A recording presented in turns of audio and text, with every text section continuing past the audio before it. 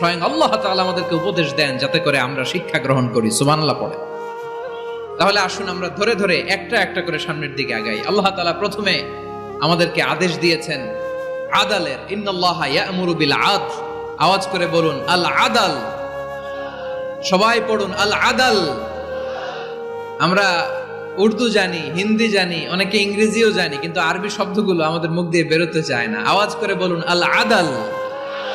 মাশাআল্লাহ, ইন্নাল্লাহা ইয়া'মুরু বিল আদল। আল্লাহ তাআলা আমাদেরকে আদলের আদেশ দেন।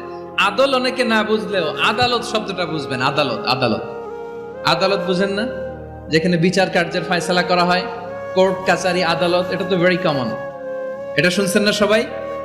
আদালত, যেখানে ন্যায় বিচার হবে, সুশাসন হবে।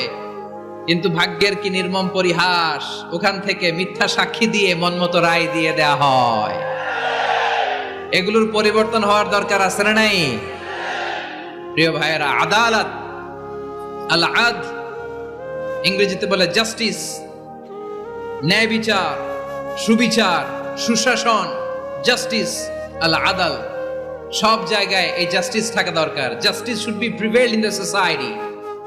The mission of all prophet was to uphold the justice. সব নবীর মিশন ছিল এই জাস্টিসকে, আদালকে, সুশাসন আর সুবিচারকে নিশ্চিত করা। পড়েন সুবহানাল্লাহ। And the core message of every divine scripture was to uphold justice. পৃথিবীর সব আসমানি কিতাবের মূল শিক্ষা ছিল এই জাস্টিসকে সমাজে এনশিওর করা, সুবিচার, সুশাসনকে এনশিওর করা। তাহলে প্রিয় ভাইরা, আমরা বুঝতে পারলাম আল আদ শব্দের মানে হচ্ছে ইনসাফ বা সুবিচার বা ন্যায় বিচার। এটা হচ্ছে একটা general meaning, very general meaning. আপনি যদি ইন ডেপথ বুঝতে চান, আরো ভেতরে যান, তাহলে আদাল মানে হচ্ছে সমন্বয়, আদাল মানে হচ্ছে ভারসাম্য, ব্যালেন্স। আদাল মানে হচ্ছে মধ্যম পন্থা। সুবহানাল্লাহ পড়েন। কারণ সব সময় সমান সমান হইলেই সুবিচার হয় না। কথা কি বুঝতেছেন? ইসলামের দ্য কনসেপ্ট অফ আদাল, এটা এমন আদাল, এটা সব সময় সমান সমান নয়। যখন সমান সমান দেয়া দরকার, ইসলাম সমান সমান দেয়। যখন ব্যালেন্স করা দরকার, চেক এন্ড ব্যালেন্স, সমন্বয়, ভারসাম্য করা দরকার, তখন ইসলাম ভারসাম্য করে দেয়। এটার নাম আদাল। সুবহানাল্লাহ। সহজ করে আপনাদেরকে বুঝাই। যেমন ধরুন, একটা পরিবারের 3 জন সদস্য, স্বামী, স্ত্রী আর সন্তান। তাদের সকালবেলার ব্রেকফাস্টে, স্বামীর সকালের নাস্তায় স্বামীর 3টা রুটি লাগে, স্ত্রীর 2টা লাগে, আর সন্তানের 1টা রুটি লাগে। এখন আমি যদি সমান সমান করে আদল করতে চাই, সবাইকে যদি 3টা করে রুটি দেই, তাহলে স্বামী বেচারার জন্য ঠিক আছে? কি বলেন? কথা কি বুঝতেছেন না কষ্ট হয়ে যাচ্ছে? যদি সমান সমানের নিয়মে আগাই, তাহলে 3টা করে যদি রুটি দেই, স্বামীর জন্য ওকে, কিন্তু স্ত্রীর জন্য 1টা বেশি হয়ে যায়। আর সন্তানের জন্য কয়টা বেশি হয়? আচ্ছা, এই তো বুঝতেছেন, মাশাআল্লাহ। আচ্ছা, 2টা করে যদি সবাই দেই সমান সমান নীতিতে, তাহলে স্ত্রীর জন্য, স্ত্রী বেচারির জন্য ঠিক আছে, কিন্তু স্বামীর কয়টা কম পড়ে? আর সন্তানের বেশি হয়ে যায় কয়টা? আচ্ছা, সমান সমান নীতিতে সবাইকে যদি সকালের নাস্তার জন্য 1টা করে রুটি দেই, সন্তানের জন্য ঠিক আছে, কিন্তু স্ত্রী বেচারির কম পড়ে কয়টা? স্বামীর কম পড়ে কয়টা? 2টা। কথা কি বুঝতেছেন? আর আমি যদি স্বামীকে দেই 3টা, স্ত্রীকে দেই 2টা, আর সন্তানকে দেই 1টা, তাহলে কারো অপচয় হবে না। যার যতটুকু দরকার ঠিক ততটুকুই কাজে লাগবে। চিল্লায় বলেন ঠিক কিনা? এটাই হচ্ছে ইসলামের আদাল, যেখানে যার যতটুকু দরকার তাকে সেখানে ঠিক ততটুকু দিয়ে দেওয়ার নামই হচ্ছে আদাল। চিল্লায় পড়েন আল্লাহু আকবার। রব্বুল আলামিন বলেন, ইউসিকুমুল্লাহু ফি আওলাদিকুম লিলযাকারি মিসলু হাযযিল উনসায়াইন। আল্লাহ তোমাদেরকে ওসিয়ত করেন, তোমাদেরকে আদেশ দেন, উত্তরাধিকার সম্পদ যখন বন্টন হবে, ছেলেরা যতটুকু পাবে, মেয়ে পাবে তার অর্ধেক। সুবহানাল্লাহ বলেন। দেখেন, ছেলে যদ্দূর, মেয়ে অর্ধেক, ছেলে ডবল পাবে। আপাত দৃষ্টিতে মনে হয় এখানে অবিচার হয়েছে, কিন্তু আসলে কি অবিচার হয়েছে? আপনি বিয়ের ক্ষেত্রে যান, ওইখানে আবার ছেলে মোহরানা দেয়, মেয়ে সেখানে মোহরানা পায়। তাহলে চেক এন্ড ব্যালেন্স, ভারসাম্য, ব্যালেন্স, মধ্যম পন্থা এখানে আছে না নাই? এটাই হচ্ছে ইসলামের আদল। আল্লাহ তাআলা এই আদলের আদেশ দিয়েছেন, সুবিচার, ন্যায় বিচার, সুশাসন এবং ভারসাম্যের আদেশ দিয়েছেন। প্রিয় ভাইয়েরা, একটি শান্তিময় সমাজ, একটা সমৃদ্ধ সমাজ, একটা মানবিক সমাজ যদি আমরা পেতে চাই, এই আয়াতের মধ্যে যতগুলো পয়েন্ট আছে সবগুলোর বাস্তবায়ন লাগবে। কথা বুঝতে পেরেছেন? বলেন, আওয়াজ করে বলেন, আমরা একটা শান্তির সমাজ চাই কি চাই না? আমরা একটা সমৃদ্ধ বাংলাদেশ চাই কি চাই না? আমরা একটা মানবিক বাংলাদেশ চাই কি চাই না? এই আয়াতে আল্লাহ তাআলা একটা মানবিক সমাজের রূপরেখা টেনেছেন। তার প্রথম কথা হচ্ছে ইন্নাল্লাহা ইয়ামুরু বিল আদল। আল্লাহ তাআলা তোমাদেরকে আদলের নির্দেশনা দেয়, সুবিচার সুশাসনের নির্দেশনা দেয়। যে সমাজে আদল থাকে না সেই সমাজে জুলুম মানুষের ঘাড়ে চেপে বসে। আদলের বিপরীত হচ্ছে জুলুম। আদলের বিপরীত কি? জুলুম বা জাওর, অত্যাচার, অবিচার, বৈষম্য। এই যে বৈষম্য বিরোধী ছাত্র আন্দোলন কমন পড়ছে? এই যে একজন সমন্বয়ক তো দেখা করলো আমার সাথে। জুলুম মানে হচ্ছে বৈষম্য। বৈষম্যের স্থান ইসলামে নাই, অবিচারের স্থান ইসলামে নাই, জুলুমের স্থান ইসলামে নাই। আল্লাহ তাআলা বলেন যে আমি জুলুমকে নিজের জন্য হারাম করেছি এবং তোমাদের জন্য হারাম করেছি।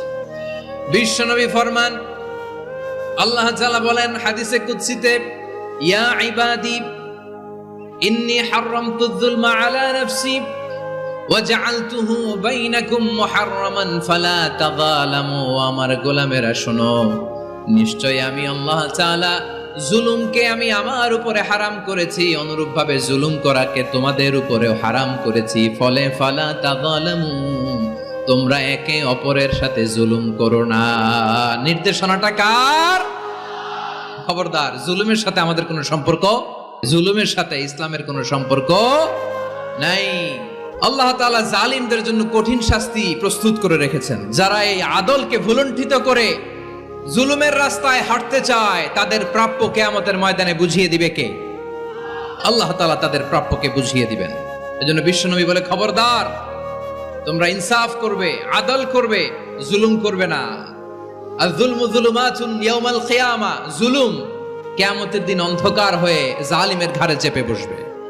আবার বিশ্বনবী বলতেন, ইত্তাকি দাওয়াতাল মাজলুম, খবরদার, তোমরা মজলুমের কান্নাকে ভয় করো। ফাইন্নাহু লাইসা বাইনাহু ওয়া বাইনাল্লাহি হিজাব, কেননা মজলুমের কান্নার মাঝে আর আল্লাহর আরশের মাঝে কোনো পর্দা থাকে না। বিশ্বাস হয়? এই কথা বিশ্বাস হয়? এর জলজ্যান্ত প্রমাণ তো আমরা নিজেরাই দেখলাম। হ্যাঁ, মজলুমের কান্না ফুলে ফেপে মহিরুহ হয়ে পাহাড়ের মতো হয়ে বিস্ফোরিত হয়ে জালিমের মসনদকে ছারখার করে দিয়েছে। এর প্রমাণ তো আমরা নিজেরাই তো দেখলাম। জালিমের পরিণতি কি হয় আমরা জীবদ্দশাই তো দেখলাম। এমনও কোনো জুলুম নাই যে হয় নাই, ঠিক কিনা বলেন? আহারে জুলুম, আহারে জুলুম। রিসেন্টলি আয়না ঘরের কিছু ছবি প্রকাশিত হয়েছে সোশ্যাল মিডিয়ায়, দেখেছেন আপনারা? হ্যাঁ, ছোট্ট একটা জায়গা, স্বাধীন মানুষকে প্রাণীর মতো, পাখির মতো খাঁচায় বন্দী করে রেখেছে। কখন দিন কখন রাত কিচ্ছু জানে না, কখন দিন কখন রাত কিছু জানে না। বছরের পর বছর কেটে গিয়েছে। এক্সট্রা জুডিশিয়াল কিলিং এর কোনো হিসাব নাই। বিচার বহির্ভূত হত্যা, এনফোর্স ডিসঅ্যাপিয়ারেন্স, গুম, যেটা সবচাইতে বড় মানবতা বিরোধী অপরাধ। কত মানুষ যে গুম হয়েছে তার কোনো ইয়ত্তা নাই। যেই ফ্যামিলির সদস্য গুম হয়েছে তারা কি ওই লোকটার জন্য মাগফিরাতের দোয়া করবে নাকি সুস্বাস্থ্যের দোয়া করবে তারা নিজেরাও জানতো না, কারণ জানে না ও বেঁচে আছে না মরে গেছে। আহা, বিডিআর নওজোয়ানদের যারা ছাড়া পেল দেখলাম, বিনা অপরাধে, কোনো অন্যায় ছাড়া, অপরাধ ছাড়া তাদের জীবন থেকে, তাদের তারুণ্যের, তাদের যৌবনের 15 বছর 16 বছর 17 বছর নাই, 6 মাস বয়সের ছোট বাচ্চাকে রেখে জেলে গেছে। 6 মাসের মেয়ে বেরোয় দেখে মেয়ের বয়স 17 বছর। মেয়ে বাবারে চিনে না, বাবা মেয়েরে চিনে না। মেয়েকে এখন বিয়ে দিয়ে আরেক ছেলের হাতে তুলে দিবে। মেয়ের শৈশব বাবা দেখে নাই, মেয়ের কৈশোর বাবা দেখে নাই, মেয়ের তারুণ্য দেখে নাই। আরেক যুবককে দেখলাম 14 বছরের 14 দিনের সংসার, 2 সপ্তাহের সংসার শেষে জেলে গেছে। কত যুবকের যে স্ত্রী চলে গিয়েছে ফ্যামিলি ছেড়ে, কারণ জানে না তো কবে আসবে, কি হবে কেউ জানতো না। দাম্পত্য জীবনের মাত্র 14 দিনের স্মৃতি, এই স্মৃতিকে আঁকড়ে ধরে এক বোন 16টা বছর 17টা বছর কাটিয়ে দিয়েছে। আমি নিউজটা দেখে ভাবলাম আমার এই বোনের প্রতিটি দিন কিভাবে কেটেছে, প্রতিটি রাত কিভাবে কেটেছে, প্রতিটি ক্ষণ কিভাবে কেটেছে। বিশ্বনবী বলেছেন, ইত্তাকি দাওয়াতাল মাজলুম ফাইন্না লাইসা বাইনাহু ওয়া বাইনাল্লাহি হিজাব। মাজলুমের কান্নাকে ভয় করো, কারণ মাজলুমের কান্না আর আল্লাহর মাঝে কোনো পর্দা থাকে না। আমরা আর এরকম কোন জুলুম বাংলাদেশে দেখতে চাই না, জোরে বলেন ঠিক কিনা? আর কেউ নতুন করে জালিম হোক আপনারা চান? আবার নতুন করে কেউ ফ্যাসিস্ট হোক আপনারা চান? এক দল আরেক দলকে নিশ্চিহ্ন করার রাজনীতিতে মেতে উঠুক, এটা আপনারা চান? আমরা বাংলাদেশকে